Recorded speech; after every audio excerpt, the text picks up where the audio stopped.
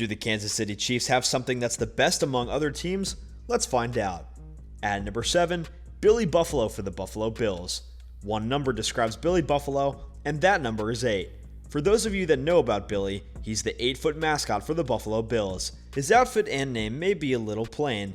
It is also somewhat random that the team would choose their mascot to be 8 feet, but no other team has that kind of standout quality in their mascot, putting Billy at an above average ranking of 7th.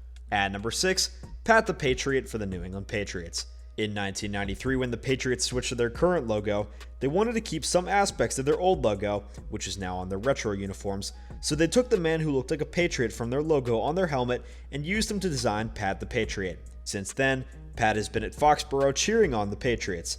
As for why he's so high on the list, it is nice to see a historical aspect going into the thought process of creating this mascot, and his design as a whole is great. His face is intimidating enough that it appeals to anyone, and he looks like the kind of guy who would be a superhero, as he loves the United States of America.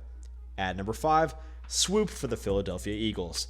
Although Philadelphia fans may not deserve a mascot as cool as Sir Swoop, he is still a top mascot in the league.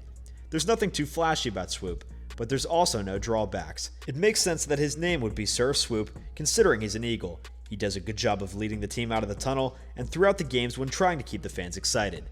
Swoop's high quality all around put him right inside the top 5, as there's only a few mascots left. At number 4, Jackson DeVille for the Jacksonville Jaguars.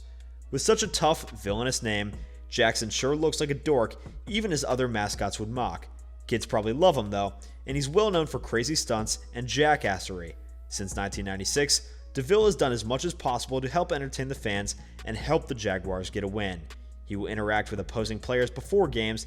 He used to disrupt huddles and try to distract kickers, and has even been the root of several mascot rule changes in the NFL.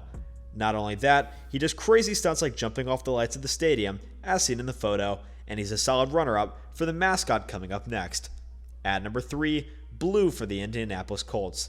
Blue may seem like an awkward and creepy mascot, but he's very entertaining. Before the games, he will do a skit where he involves fans just to kill time while lightening the mood in the stadium, to entertain the kids and prepare everybody in the game with some team spirit. If you don't believe me, check out what he did last year. The only real downside to Blue, besides his costume, is that his story does not really set a good example. According to the Colts website, Blue ran away from his home and saw the Colts were having a mascot tryout, and now Lucas Oil Stadium is his new home. How would you feel if your child ran away and said they did it because they wanted to be like Blue? The Colts should probably find a new backstory for Blue, one that does not encourage children to run away from home. At number 2, Poe for the Baltimore Ravens. Possibly the most history-related mascot is Poe of the Baltimore Ravens. His origin goes as far back as the 19th century. For history and poetry buffs, knowing who Poe is fairly easy. It is Edgar Allan Poe, the great poet from Baltimore. Edgar Allan Poe also wrote a very famous poem entitled The Raven.